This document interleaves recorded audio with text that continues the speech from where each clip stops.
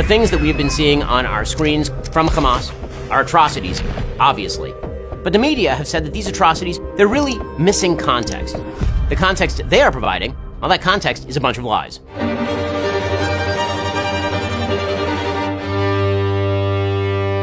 There are 4 myths generally propagated by the left around the history of Israel and the Palestinians. These myths matter because they lead people into a peculiar moral relativism whereby attempted murder or successful murder of Jews is excused, and meanwhile, the evil human rights violations of the Palestinians are minimized. Myth number 1. Israel is historically Muslim territory. This is a pure and absolute lie. Israel is historically Jewish territory. According to the Bible and certain interpretations of contemporaneous archaeology, Joshua entered the land of Israel in 1400 BC. The Kingdom of David was founded around 1000 BC. The first Temple of Solomon was built in approximately 957 BC. The second temple was built in approximately 515 BC. The Hasmonean dynasty was founded in 166 BC. Jerusalem was destroyed in 70 BC, and the Jews exiled from Israel in 136 CE after the defeat of the Bar Kokhba revolt. The Romans, in an attempt to shame the Jews, renamed the area Palestine as an insult after the Jews' historic enemy, the Philistines. Even during the exile, there was continuous Jewish presence in the land. Islam, which is the religion of the Palestinian Arabs, was not even founded until the 7th century CE or AD. No independent Arab state has ever existed in the area known as Palestine. Myth number 2. Israel is the cause of the failure of land partition in the Middle East. This is, again, a pure lie. In 1917, the British promised the Jews the entire area of Palestine. At the time, Israel and Transjordan, which is today's Jordan. In 1920, the Arabs began pogroms, a mass murder of Jews, in Jerusalem as a sign of anger at the British mandate in Palestine. In 1922, the British government, in response, announced in a white paper that the Transjordan area, 70% of Palestine, would be sliced off and made an Arab state. That would become Jordan. In 1937, the Peel Commission recommended a rump state for the Jews, in which the British would retain control over Jaffa and Jerusalem, the Arabs would get the entire Negev and nearly the entirety of Judea and Samaria, and the Jews would get a tiny swath of territory along the coast, including Tel Aviv and Haifa.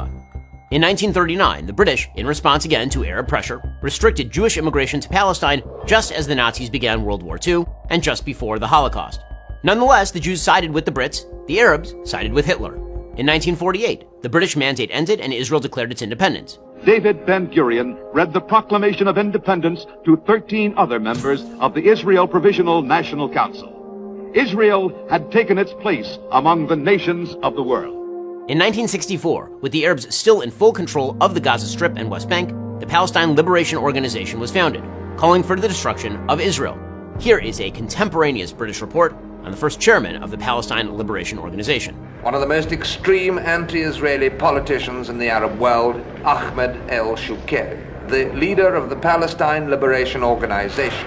As the spokesman for 1 million Palestine refugees, he's fanned the flames of hatred for Israel with unflagging energy. In 1967, the Arab League announced the 3 no's: no peace, no recognition, no negotiations. With all of Israel's enemies mobilizing against it, Israel launched a preemptive strike on the Egyptian Air Force, inaugurating the 1967 Six-Day War. This ended with Israel gaining miraculously the Sinai Desert, the Golan Heights, the Gaza Strip, Judea and Samaria, now known as the West Bank, as well as the entirety of Jerusalem. In 1973, the Arabs launched all-out war again, this time on Yom Kippur. Israel survived and gained territory. In 1979, Israel gave the Sinai back to Egypt in return for peace. In 1993, Israel agreed to the Oslo Accords, which promised a step-by-step process to establish a Palestinian state. In 1998, Israel conceded yet more territory to the Palestinian Authority under the prime ministership of Benjamin Netanyahu. In 2000, Israeli Prime Minister Ehud Barak offered Yasser Arafat, the terrorist leader of the Palestinian Authority, 91% control over the West Bank in contiguous territory and an Israeli security presence along 15% of the border with Jordan. Arafat walked away from the table and began the Second Intifada, a massive terror wave that ended with the death of thousands of Jews. In 2005, Israel unilaterally withdrew from the Gaza Strip. Hamas immediately took it over and began using it as a base for terrorist activity. That continues until this day. In 2008, Israeli Prime Minister Ehud Olmert offered even more than Barak in terms of territory, with some land swaps to maintain Jewish-populated areas in exchange for some Israeli territory. Olmert even offered to relinquish Israeli sovereignty at the Temple Mount, the holiest site in Judaism, as well as the entire Old City of Jerusalem to a 5-member non-sovereign international trusteeship comprising Israel, the PA, Jordan, the US, and Saudi Arabia. PA head Mahmoud Abbas walked away without a counteroffer. Myth number 3. Israel expelled all Palestinian Arabs from British Mandate Palestine. This is, again, a lie. Israel's founding documents asked Arabs to stay.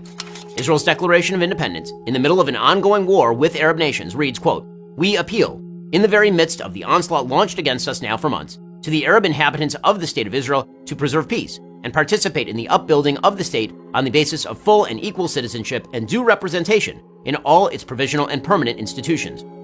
Debate has raged for decades over how many Arabs left the nascent State of Israel thanks to expulsion, and how many left because they were told to leave by their own leaders.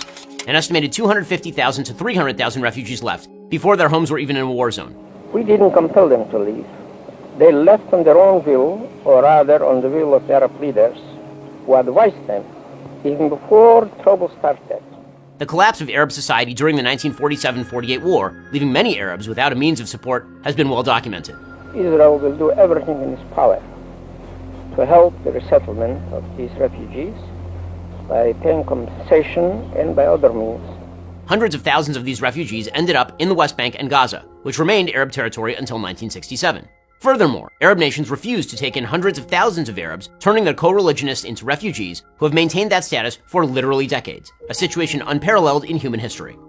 Fully 62% of such refugees live outside the West Bank and Gaza Strip, according to the UNRWA. Meanwhile, Israel, tiny Israel, took in over 800,000 Jews expelled from Arab lands between 1948 and 1951 and never asked for land to be returned to those Jews. Myth number 4. Israel is an apartheid state.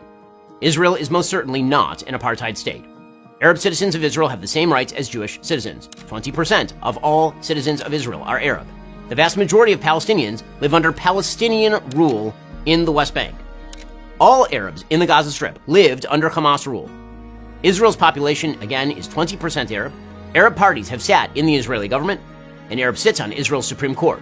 There are 0 Jews living under Palestinian rule. The only apartheid state is any state of Palestine. All of these myths have consequences. All of these lies have consequences. They lead to a pseudo-sophisticated context that allows for the murder of Jews. It allows people in the West to believe that the grievances that are openly articulated by the Palestinian Authority, Islamic Jihad, and Hamas are actually about territory. Hamas openly calls for the murder of every Jew in the region. The Palestinian Authority gives actual bounties to the families of terrorists. Islamic Jihad has the same exact goals as Hamas. When evil people say they want to wipe Jews off the face of the earth, we ought to listen, not make up silly excuses as to why they don't actually mean what they say.